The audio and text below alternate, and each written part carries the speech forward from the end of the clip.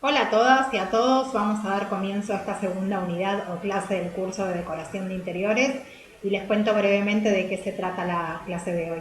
Esta clase es muy interesante, quizás mucho más entretenida que la clase número 1, porque vamos a aprender a hacer desde cero un programa de necesidades, ¿sí? Cómo extraerle los datos más importantes a nuestro cliente para poder hacer verdadero y buen asesoramiento en decoración de interiores, tanto en modalidad presencial, que es la forma tradicional de trabajar, como también las nuevas tendencias que son los asesoramientos en decoración de interiores en modalidad online, que también se pueden hacer siempre y cuando el cliente colabore, digamos, con el acercamiento por medios informáticos de fotos, de planos, de medidas y demás. Pero se puede hacer, no es algo que sea imposible. De esta manera también les cuento que vamos a ver mucho de proyecciones ortogonales, que es una planta, que es una vista y que es un corte, cómo se componen y cómo debemos interrelacionar esos tres gráficos para poder comprender los espacios. Esto se va a conectar un poquitito más con la clase que viene, que es dibujo arquitectónico, donde vamos a aprender a hacer un croquis a mano alzada sin que nadie tenga conocimientos previos de dibujo. Por supuesto que son cosas que requieren práctica, pero lo más importante ya de esta clase es que van a poder sacar la manera de trabajar haciendo un programa de necesidades y cómo presentarlo junto a dos opciones a un cliente, qué es una proyección ortogonal, qué es una planta, qué es una vista y qué es un corte. También dentro de la clase de hoy vamos a ver los diferentes formatos para trabajar con medidas en decoración de interiores. Y bueno, vamos a ver qué son las escalas, los diferentes tipos de escalas, qué es un escalímetro, qué es un metro y los diferentes tipos de formatos que hay en el mercado. No los quiero aburrir más y vamos a comenzar con la clase de hoy.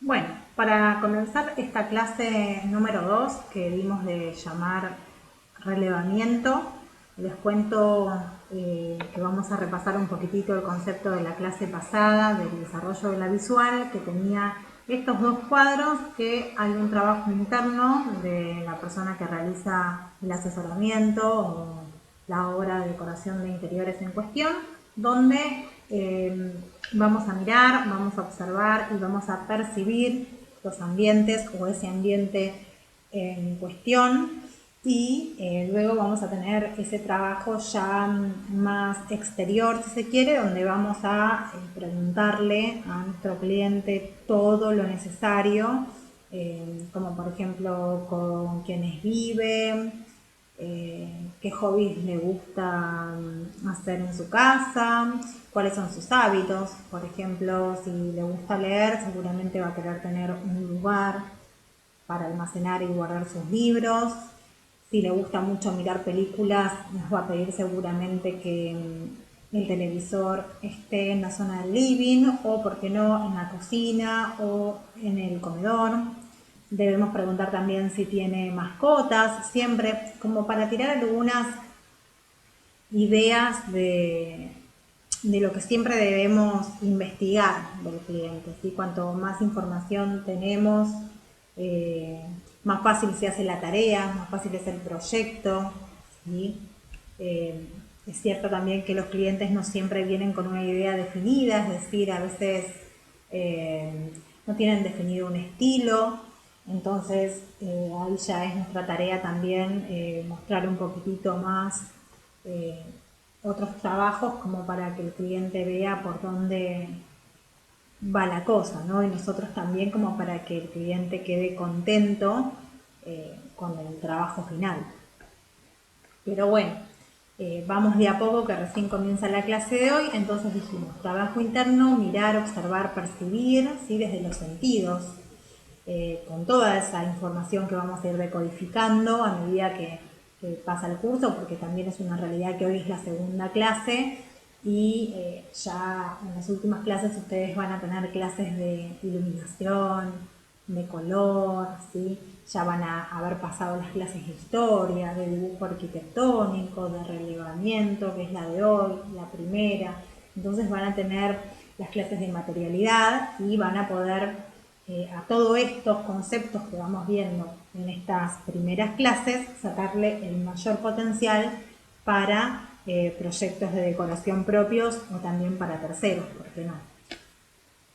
Entonces, finalizando con esta diapositiva, siempre mirar, observar y percibir para poder decodificar y sacar el mayor provecho a eso que vemos, esas sensaciones que nos producen los ambientes, ¿sí? Y a su vez preguntar, medir, investigar ya en un trabajo más externo con nuestro cliente para sacar toda la información necesaria que podamos obtener para poder encauzar el proyecto de decoración, porque ¿qué pasa con esto?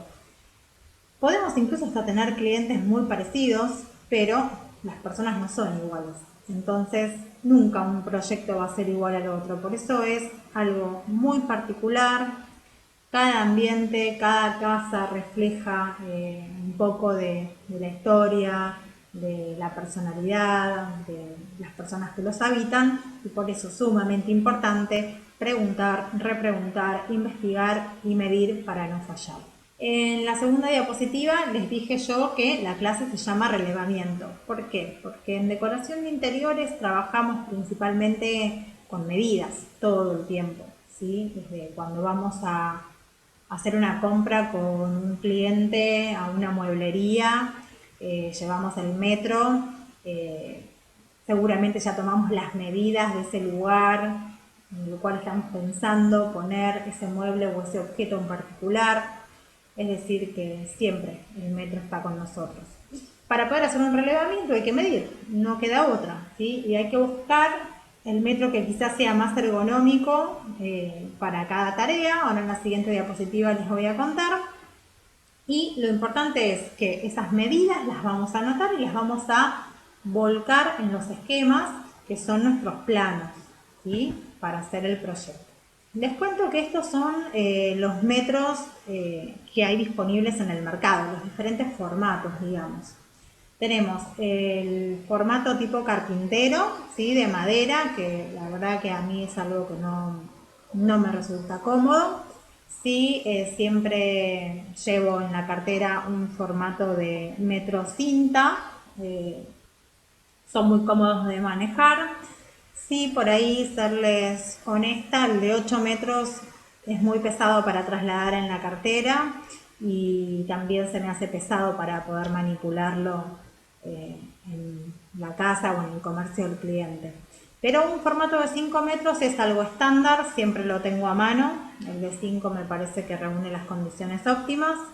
Y lo más novedoso que les quiero contar es el metro en formato digital o láser, que es lo más moderno, y realmente aconsejarles que si ustedes tienen la posibilidad o están haciendo el curso para decorar su casa que se están comprando o para ver cómo pueden modificar su propio local comercial y hacerla, digamos, de una manera que refleje la personalidad, no solamente de ustedes como dueños, sino de la línea comercial.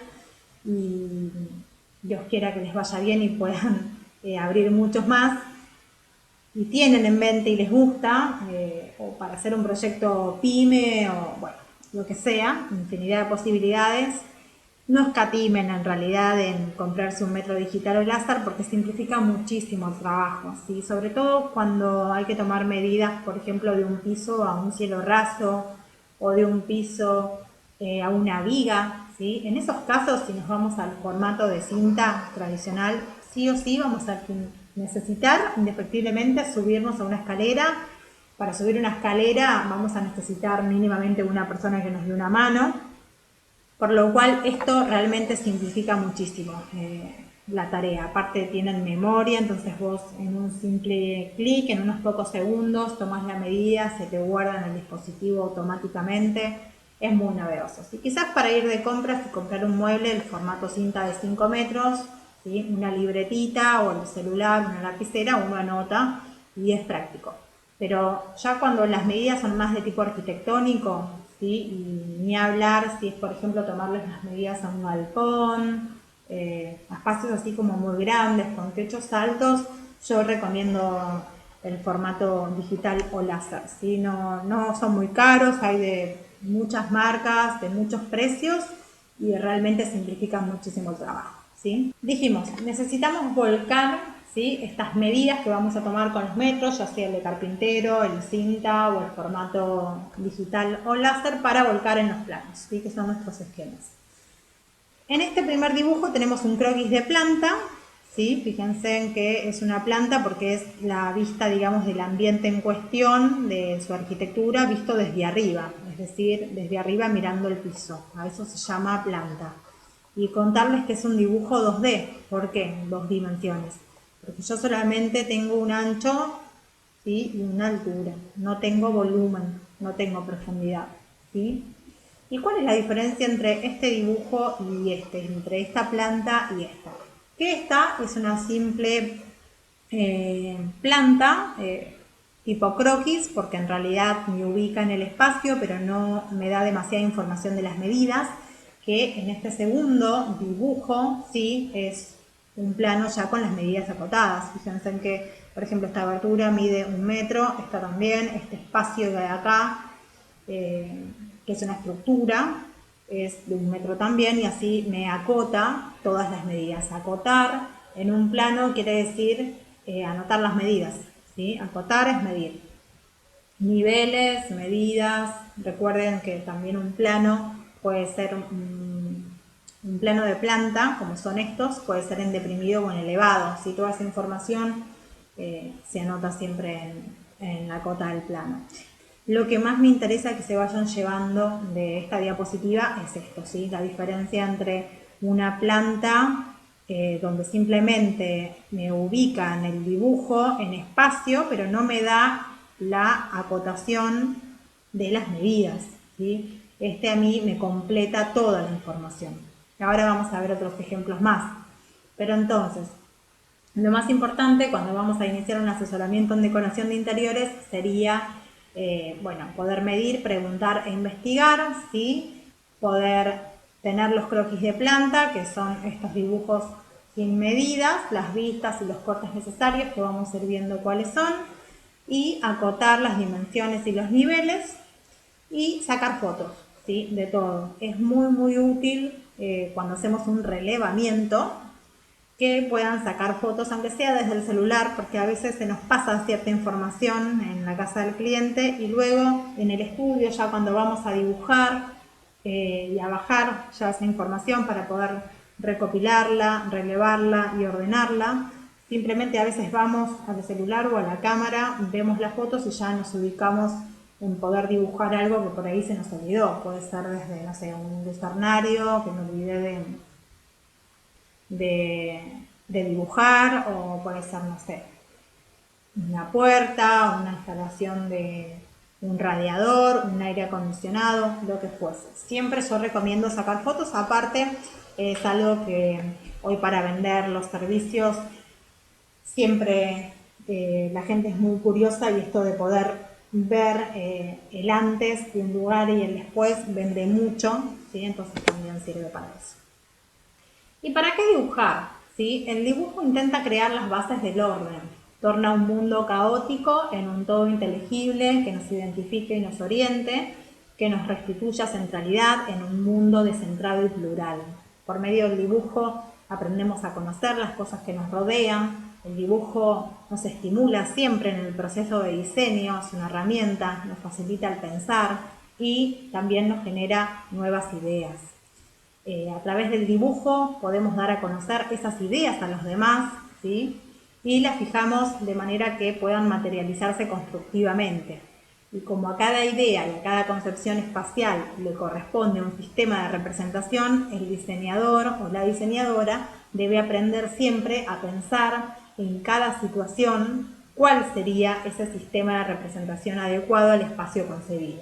Esto es un poquitito lo que contaba hace un ratito, de que en realidad pueden venir 2 clientes y pedirme un ambiente, por ejemplo, minimalista, pero en realidad no van a ser la misma persona, por lo cual en técnica quizás sí sea lo mismo trabajarlo, pero como las personas son únicas e irrepetibles, siempre vamos a ver que requieren espacios o materialidades o colores diferentes, y por eso realmente es importante dibujar y estar atento, hablar mucho con el cliente para poder ver, ¿sí?, qué es lo que le gusta y no fallar en el proyecto de decoración de interiores.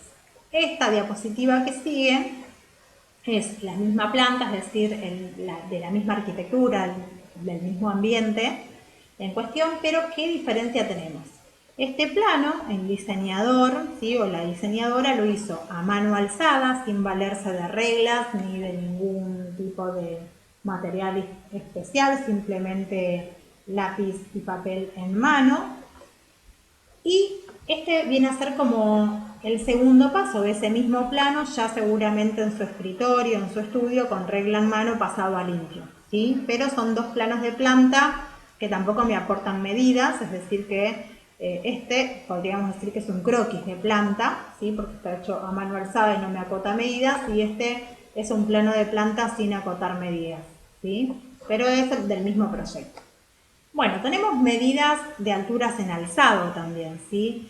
Medidas de alturas en alzado quiere decir, de nuevo, acotar las medidas para poder nutrirme de esa información, de ese dibujo que estoy viendo y comprenderlo un poco más. Alzado, ¿sí?, o vistas, se refiere a la fachada, como es esta sección, ¿sí?, este corte, este alzado. Fíjense en que hay una ventana que parece ser de doble hoja y no está acotada, pero sin embargo nos ubica en espacio porque sabemos que del piso a el cielo raso mide un máximo de 2,50 m y que de este punto a este punto tenemos 80 centímetros y de este a este tenemos 2,30 m y de este punto a este tenemos 90, ¿sí? Bueno, esto entonces es un alzado, ¿sí? Es un corte horizontal por los bordes, ¿sí? Es decir, para poder comprenderlo, este dibujo es un corte por los bordes en forma vertical. ¿Y qué pasa con la planta? Volvemos a repasar el concepto de hace unos minutos. La planta es mirar el piso, ¿sí?, desde arriba. Es una vista mirando el piso desde arriba, pero desde 1,20 m de altura normalmente, ¿sí? Es como que rebana en forma horizontal, ¿sí? En este caso siempre el corte es en sentido vertical, y en este caso en las plantas el corte es a 1,20 m de altura del piso y en forma horizontal. Rebana y separa, ¿sí?, la parte de arriba con la de abajo. Y nos ubican datos, ¿sí?, porque si no tendríamos las medidas que igual están acotadas acá, ya nos daríamos una idea de la geometría arquitectónica de ese ambiente. Pero como encima ya está acotado, por ejemplo, acá vemos que de este punto a este punto, ¿sí?, tengo un largo de 1,20 m. Y que acá tengo una estructura que es una columna que tiene 30 centímetros de ancho, ¿sí?, del ancho de 30 centímetros, tiene una profundidad de 26 centímetros. ¿Por qué?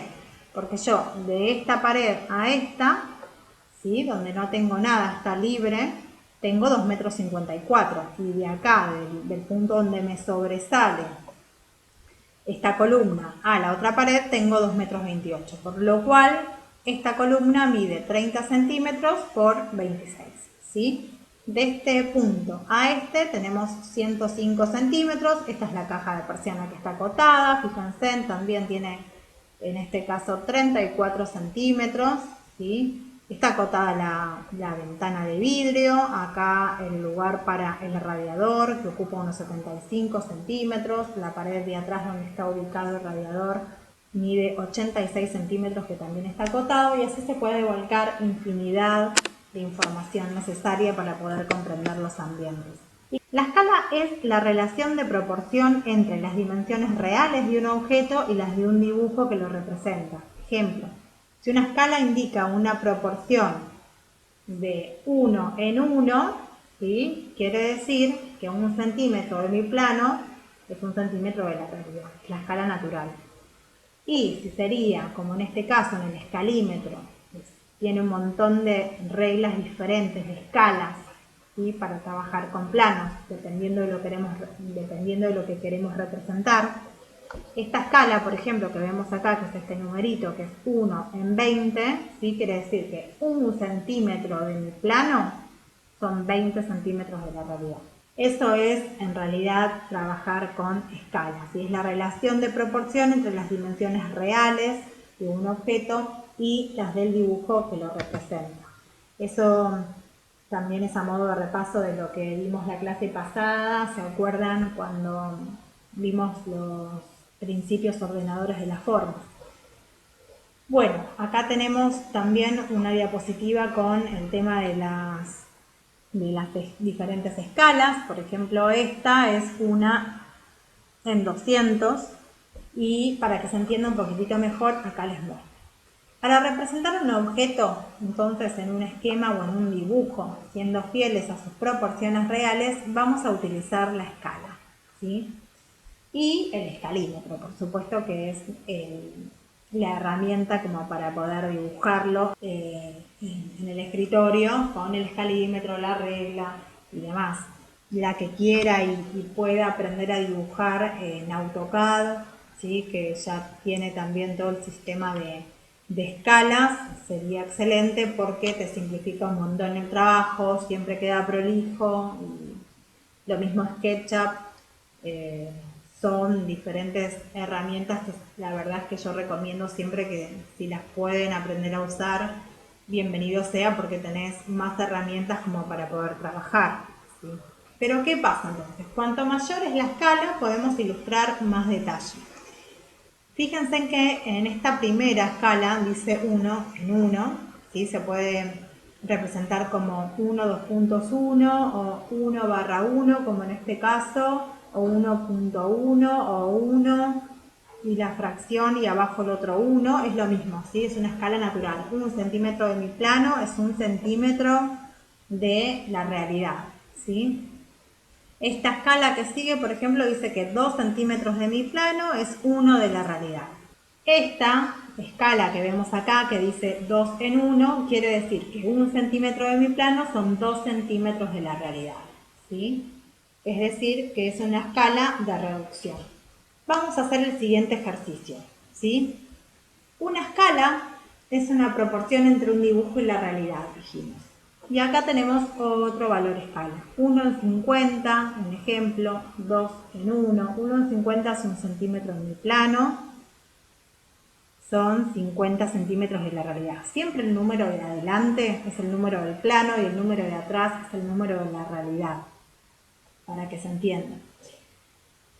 Vamos a hacer el siguiente ejercicio. Les cuento que al finalizar la clase les dejé un ejercicio similar a este. En realidad es una regla de 3 simple que es muy fácil de hacer, pero bueno, para ya ir dándoles algún que otro ejercicio, porque ya la clase que viene o la otra ya van a tener trabajos prácticos y bueno, van a hacer la clase y van a tener una semana para poder entregarlo.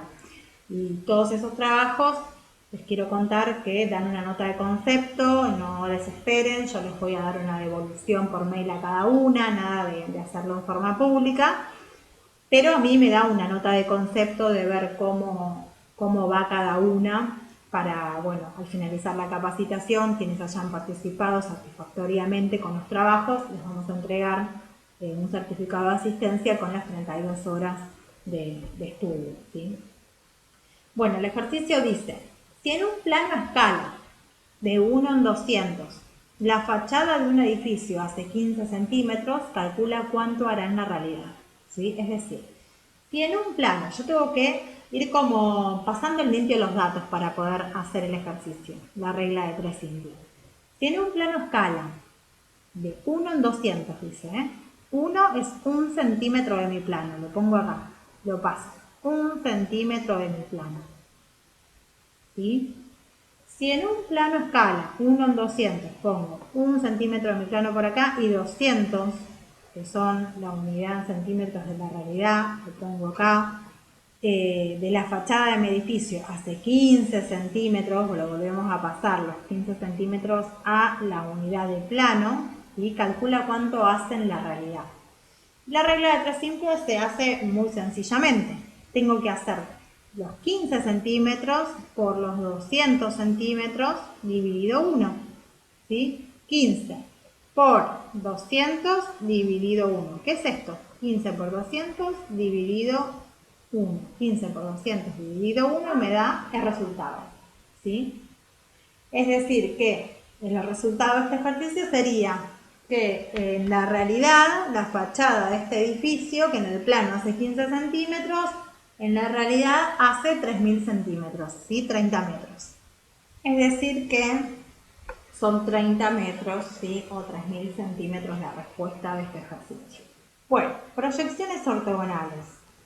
Es un método abstracto de la representación de la realidad, ¿sí? Quiere decir que yo tengo que tener una serie de dibujos relacionados para poder terminar de comprender los ambientes que quieren reflejar ese dibujo, ¿sí? Hace un rato vimos un alzado, es decir, que era una vista. Y yo les dije que era un corte en sentido vertical por los bordes. ¿Sí? ¿Qué es esto? Es la fachada, la vista, el alzado.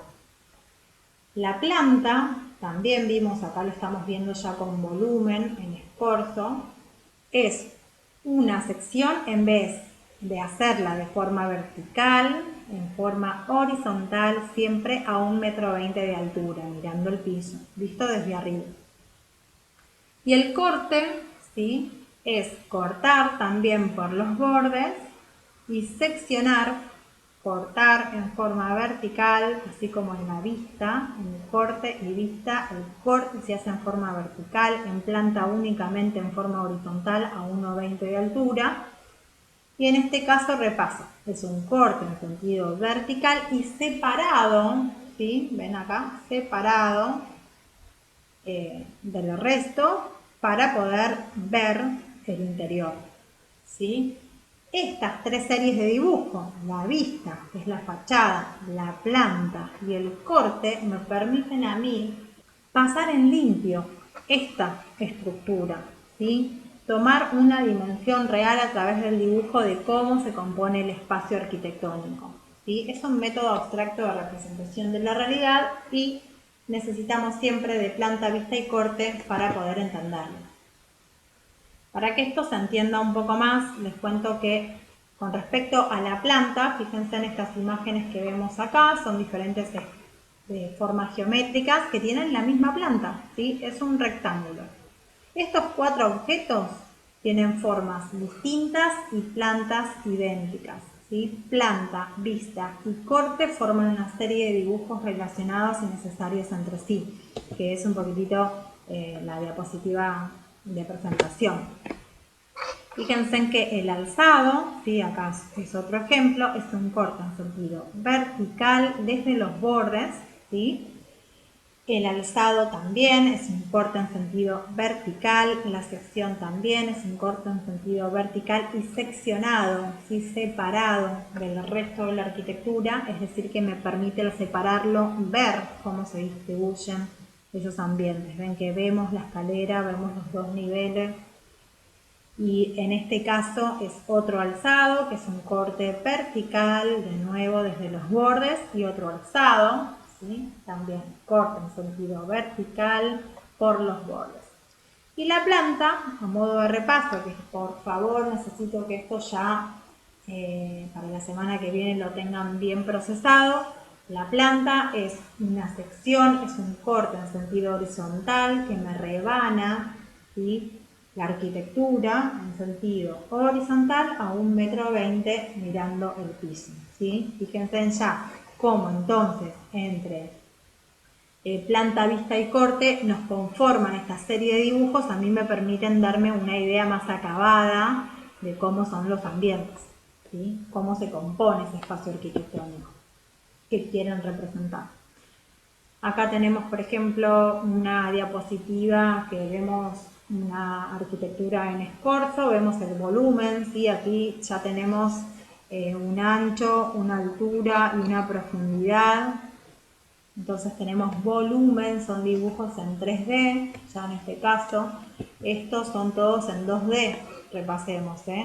Proyecciones ortogonales son métodos abstractos de representación de la realidad, por lo que son todos dibujos en 2D. Y en este caso tenemos volumetría, volumen, ¿sí? Tenemos ancho, altura y profundidad. Ya son dibujos en 3D. La planta se hace generalmente cortando los principales elementos verticales de nuestra estructura, así como todas las aberturas y puertas y ventanas en forma horizontal, normalmente a 1,20 m del suelo, ¿sí? Y visto desde arriba, seccionado, es decir, corremos la parte alta y nos quedamos con esto, con la planta. Acá de nuevo tiene volumen, tengo ancho, profundidad, altura, y es un dibujo con volumen, ¿sí? Ya es en 3D, tan escorzo. Ya podemos darnos una idea del interior. Y esta es la planta está en 2D. Tengo un ancho y una altura, ¿sí? Pero fíjense que igual proporciona un montón de información. La escalera, la entrada, el barrio de la puerta. En este primer caso, ¿sí? Les cuento que en primer lugar se dibuja el contorno principal y las líneas que regulan la posición de las paredes y los elementos estructurales, simplemente con una línea y con reglas, ¿sí? Líneas verticales y horizontales. En segundo lugar, ya se da un espesor adecuado a los muros y a los elementos más importantes de la estructura, ¿sí? Con reglas, una vez más. Fíjense en cómo va tomando con simples líneas mayor coherencia el plano de planta. En este segundo caso se dibujan aquellos elementos ¿sí? destacados como las ventanas, las puertas, las chimeneas, que son parte integrante de los espacios. Y por último se pasa a representar detalles más concretos, tales como los accesorios de baño, ¿sí? La cocina, las puertas, los barridos de las ventanas, indicaciones de giro correspondiente y las escaleras. Otro dato importante, las escaleras siempre que las dibujen en un plano deben hacerles una flecha en dirección siempre a subir la escalera y nunca en dirección a bajarla. Es re importante ese detalle. Bueno, acá tenemos dos ejemplos más. En este caso, esta planta tiene un color o un valor de tono medio, que es eficaz también para dar énfasis quizás a algunos elementos seccionados en planta, y en este caso hay otros elementos de plantas como serían el mobiliario y el juego de juntas del pavimento proporcionan un valor tonal al dibujo y sería necesario aumentar el grado de contraste aplicando los elementos seccionados, tonos grises o oscuros, ¿sí? Muchas veces los pisos, por ejemplo, cuando hacemos un plano de planta, no necesitamos hacer un relevamiento de cada baldosita, ¿sí? Porque sería un trabajo absurdo. Simplemente con un grafismo, con una tonalidad, como decimos en este apunte de este libro, es suficiente, ¿sí? Fíjense también en este caso a nivel estructural, ¿no? Lo que son los muros ya les dieron un valor tonal más oscuro, ¿sí? A todo lo que es estructura. Entonces también permite comprender y ver más fácil el plano que en una etapa principal, ¿sí? Acá no estaba solamente delimitado. Bueno, ya puso mobiliario, acá sabemos que es el comedor, que es el living, y el baño, puerta.